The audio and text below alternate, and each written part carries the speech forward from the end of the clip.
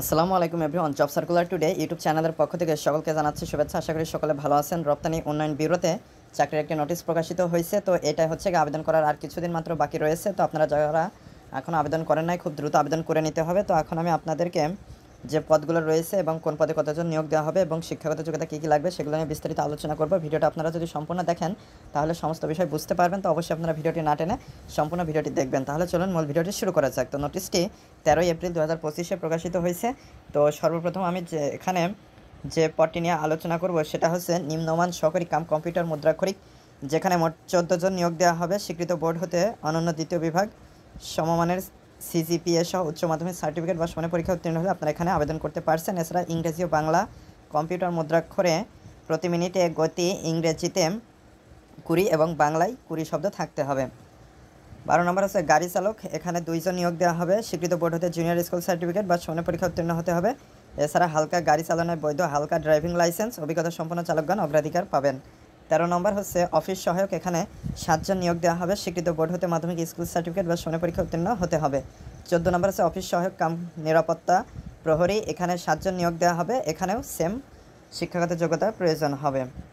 প্রথম পদটি হচ্ছে সহকারী পরিচালক, এখানে 3 জন নিয়োগ দেওয়া হবে। মার্কেটিং, অর্থনীতি, সমাজবিজ্ঞান, পরিসংখ্যান, ব্যবস্থাপনা, ব্যবসা প্রশাসন, লোক প্রশাসন, এই সাবজেক্টগুলোর যে কোনো একটিতে প্রশাসনের 2য় শ্রেণী অথবা সমানের সিজিপিএ সহ মাস্টার্স ডিগ্রি থাকতে হবে। এখানে আবেদন করার জন্য শিক্ষাগত যোগ্যতা এটা প্রয়োজন পড়বে। 2 নম্বর হচ্ছে গবেষণা কর্মকর্তা, এখানে 1 জন নিয়োগ দেওয়া হবে। এখানেও মার্কেটিং, অর্থনীতি, সমাজবিজ্ঞান, পরিসংখ্যান, ব্যবস্থাপনা, ব্যবসা প্রশাসনে 2য় শ্রেণী অথবা সমমানের সিজিপিএ সহ মাস্টার্স ডিগ্রি থাকতে হবে। 3 নম্বর হচ্ছে তথ্য কর্মকর্তা, এখানে 1 জন নিয়োগ দেওয়া হবে। এখানে সাংবাদিকতা অথবা আন্তর্জাতিক সম্পর্ক বিষয়ে 2য় শ্রেণীর সমানের সিজিপিএ সহ মাস্টার্স ডিগ্রি থাকতে হবে।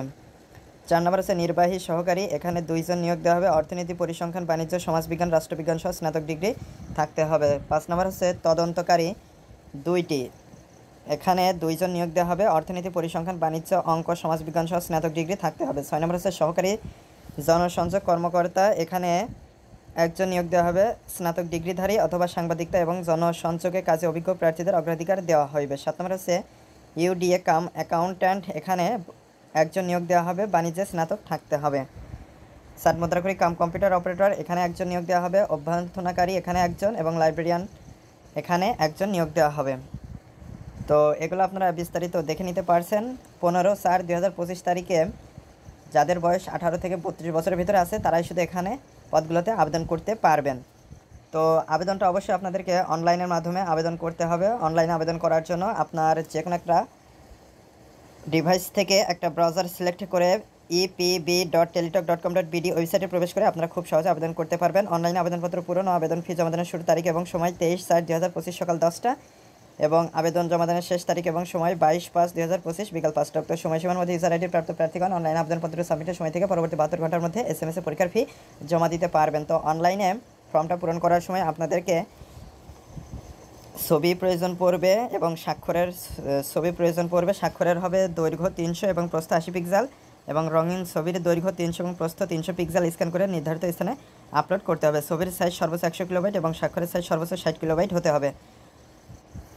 তো আবেদনটা সম্পূর্ণ হয়ে গেলে আপনাদেরকে SMS করে টাকা জমা দিতে হবে। প্রথম SMS করার জন্য EPB স্পেস ইউজার আইডি লিখে 16222 নম্বরে সেন্ড করে দেবেন। এরপরে দ্বিতীয় SMSটা করার জন্য EPB স্পেস ইয়েস লিখবেন, স্পেস দিয়ে পিন নাম্বার দিয়ে 16222 নম্বরে সেন্ড করে দেবেন। এরপরে রিপ্লাই হিসেবে আসবে congratulations applicants name payment completed successfully. তো এরকম একটা রিপ্লাই চলে আসলে আপনাদের আবেদনটা সম্পূর্ণ বলে গণ্য হবে। তো এই টাকা জমা দেওয়ার ক্ষেত্রে অবশ্যই আপনাদের টেলিটক প্রিপেড সিম ব্যবহার করতে হবে। আর হচ্ছে গিয়ে আবেদন ফর্ম পূরণ করার সময় একটা নাম্বার চাইবে, ওই নাম্বারটা যে কোনো নাম্বার হলেই চলবে, বাট ওই নাম্বারটা সবসময় চালু রাখবেন, কারণ পরবর্তী নির্দেশাবলী ওই নাম্বারে আপনাদেরকে SMS করে জানিয়ে দেওয়া হবে। তো আশা করি মূল বিষয়টা বুঝতে পেরেছেন। তো আজকে পর্যন্ত, পরবর্তী ভিডিওতে কথা হবে। ধন্যবাদ সবাইকে।